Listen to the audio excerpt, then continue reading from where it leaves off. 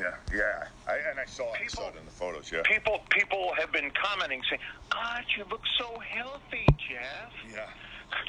Yeah. Well, yes, I was on the cancer diet. Yeah.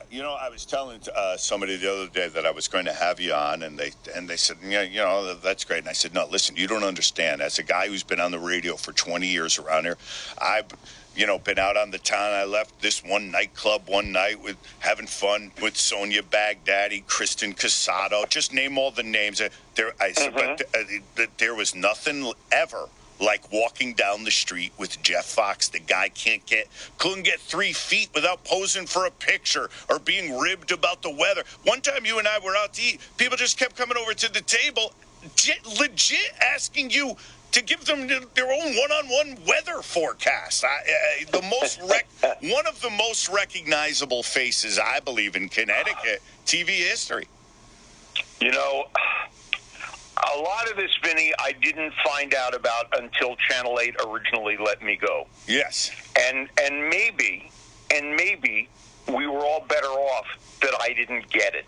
Yeah. It wasn't until they let me go and social media started to explode that I understood, oh, my God, yeah, I guess I've been in these people's homes at dinner back in the day when there was only one TV and the family gathered to all have dinner together, and there was no cable competition to speak of.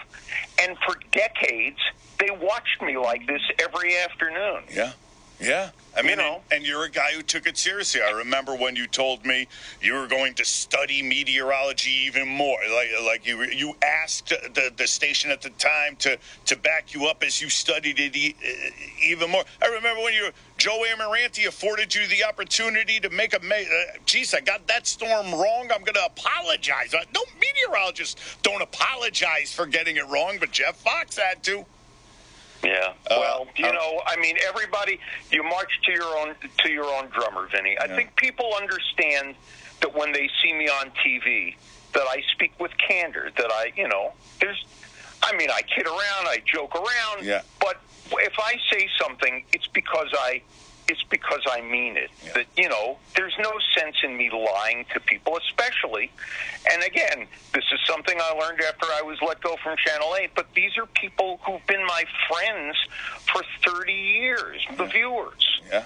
Vinny, you've seen my Facebook page. Yeah. It's crazy. Yeah. When I was not a little kid, when I went to high school, and I used to take the subway in New York every day to get to high school, and there used to be an ad that was plastered on the walls in the subway, and it said, "I got my job through the New York Times."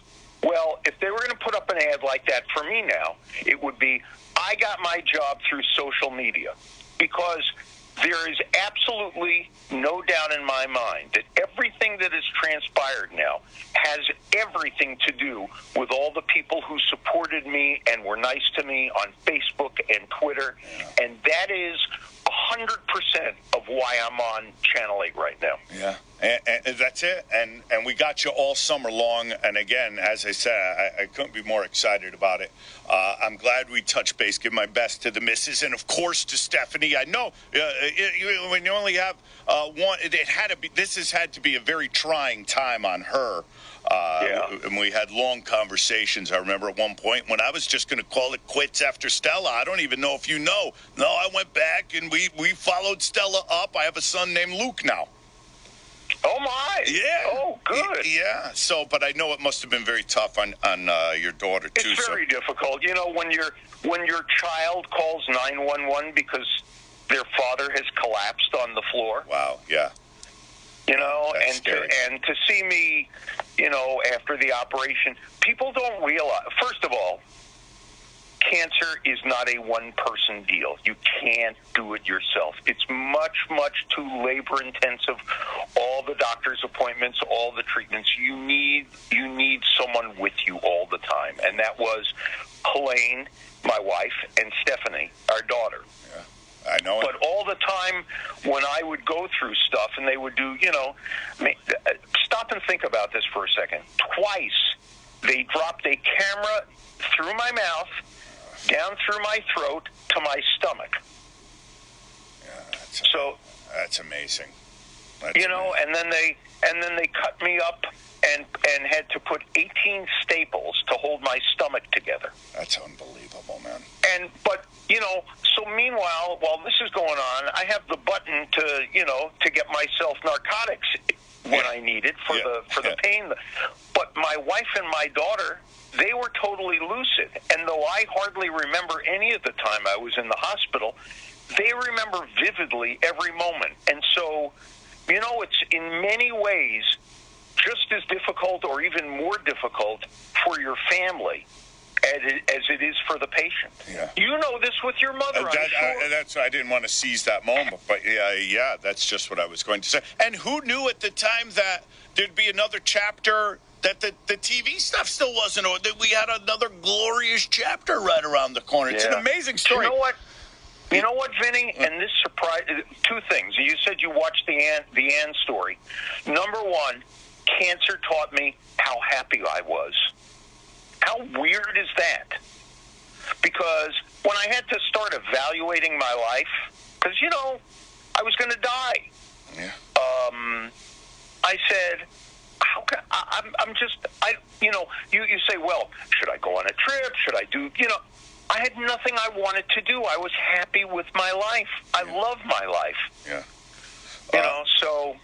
And yet now you find yourself this summer back on the air in New Haven, your old stomping grounds. Listen, it's such an amazing story, and I don't want to sap you of too much of your strength. I just want to leave you with these two words: book rights.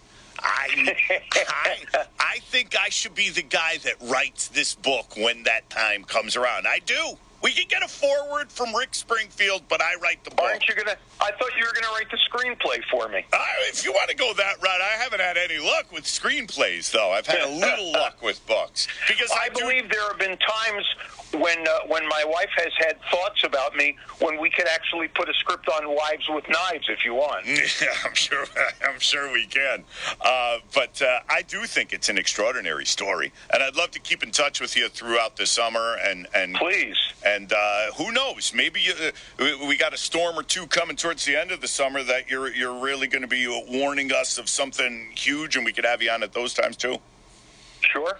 All right. Always glad to. Well, Geoff, you sound great, and welcome back to the airwaves around here. And feel better, get some rest, and we'll talk soon. Thanks, Vinny. Thank you so much for having me on, and thanks to everyone in Connecticut, especially on social media, who did this for me. You got it. There's not enough. There are not enough words to express my true gratitude for the support you guys gave me while I was sick, and the support that you guys are giving me now. It's crazy, Vinny, and it's, like I said, very humbling. Yeah, I've watched it, and I thought it was a great special too. So, Geoff, continue to hang in there, my man, and we'll talk soon. Thanks, Vinny. All Bye-bye. right, take care.